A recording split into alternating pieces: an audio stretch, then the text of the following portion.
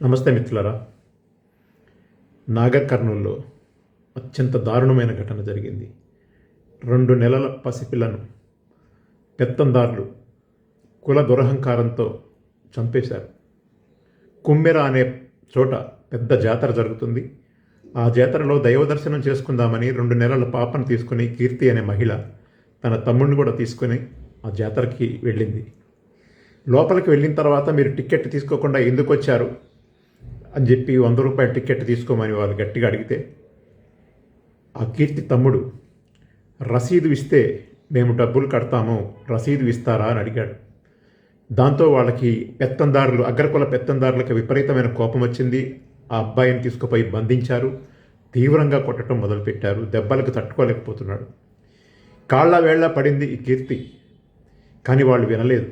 తన చేతిలో ఉన్న 2 నెలల పాపను వాళ్ళ కాళ్ళ దగ్గర పెట్టి, దొరా దయచేసి నా తమ్ముణ్ణి ఏమి అనకండి అని చెప్పి పెడితే ఆ 2 నెలల పాపని కనికరించకుండా కాలితో తన్ని ఇసిరేస్తే ఆమె తర్వాత అపస్మారక స్థితిలోకి పోయి చనిపోయింది. వాళ్ళు అక్కడ అత్యంత పెత్తందారులైనటువంటి అగ్రకులానికి చెందినటువంటి వ్యవస్థకు సంబంధించినటువంటి శ్రీనివాసరెడ్డి అనేటువంటి వాడు ఈ ఘటనలో ఉన్నాడు. వాళ్ళు తిట్టడం కూడా ఎలా తిట్టారంటే, ఒసే నువ్వు మాదిగదానివి, శాఖలోని పెళ్లి చేసుకున్నావు, సిగ్గులేదా నీకు, నువ్వు మాకు నీతులు చెప్తున్నావు అని చెప్పి ఆ దాడికంటే ముందు వాళ్ళు కామెంట్ చేశారు. అంటే కులం పేరుతో, కుల దురహంకారంతో ఇంకా ఎలా మన పల్లెల్లో ఉన్నాయనేది మనం అర్థం చేసుకోవాల్సిన అవసరం ఉంది. లక్షల మంది వచ్చే ఆ జాతర కోట్లాది రూపాయల బిజినెస్గా కూడా అక్కడ పెత్తందారులు దాన్ని భావిస్తూ ఉన్నారు. అనేక రకాలైనటువంటి కానుకలు, డబ్బులు, టిక్కెట్ల పేరు మీద. అందుకనే బాబాసాహెబ్ అంబేద్కర్ అంటాడు, ఈ దేశంలో హింస అనేది ఒక సంఘటన కాదు, అది ఈ దేశ నిర్మాణం.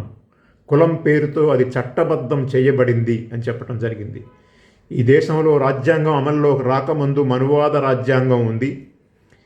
ఆనాడు ఇది కులం పేరుతో అత్యంత హీనంగా కింది తరగతుల మీద దాడులు చేసినటువంటి హింస ఇక్కడ చెలరేగుతూ ఉంది. రాజ్యాంగం అమల్లోకి వచ్చి 70 ఏళ్ళు అయిన తర్వాత కూడా ఈరోజు కూడా ఇలాంటి దాడులు వందల కొద్దీ, వేల కొద్దీ జరుగుతూ ఉన్నాయి దేశమంతటా. చాలామంది మాట్లాడటం లేదు. వేరే మతం వాడైతే, వేరే దేశం వాడైతే హింసకు పాల్పడితే దాన్ని ఒక పెద్ద ఇష్యూగా మనం చేస్తాం. కానీ ఈ దేశ ప్రజల మీద, ఈ దేశ పౌరుల మీద, ఆదివాసీలను, లేకపోతే దళితులను, మహిళలను, కింది తరగతులకు చెందినవారనే పేరుతో ఎన్ని వేల మందిని ఎంత హింసకు గురి చేసినా సరే వాళ్ళు మన సొంత మతం వాళ్ళు కాబట్టి ఇదంతా చట్టబద్ధం అని చెప్పడానికి ఒక మతం కూడా వస్తూ ఉంది. కాబట్టి ఈ దారుణాలకి అంతం ఎప్పుడు? 2 నెలల అమాయకపు పసిపాప ఏమి నేరం చేసింది? ఎంత దుర్మార్గమో కదా. కానీ పోలీసులు వెంటనే స్పందించలేదు, కేసు పెట్టలేదు. చివరికి పోలీస్ స్టేషన్ ముందు ధర్నా చేయాల్సినటువంటి పరిస్థితి కూడా ఏర్పడింది. ఇది మన భారతదేశం. ఇంకా కులం ఎక్కడుంది అని అడిగేవాళ్ళు ఆలోచించండి. కులం పేరుతో ఈ దేశంలో, నార్త్ ఇండియాలో ఇంకా చాలా పెద్ద ఎత్తున జరుగుతూ ఉన్నాయి. ఇది మన తెలంగాణలో, నాగర్ కర్నూలులో జరగటం అనేటువంటిది చూస్తే ఇది ఇంకా దారుణమైనటువంటి విషయం. కాబట్టి ఈ కులం మీద, ఈ కుల వివక్ష మీద, కుల అణిచివేత మీద, కులం పేరుతో జరుగుతున్నటువంటి దోపిడీ మీద జరుగుతున్నటువంటి పోరాటాలని మనం ఇంకా మరింతగా ఉధృతం చేయాల్సినటువంటి అవసరం ఉంది.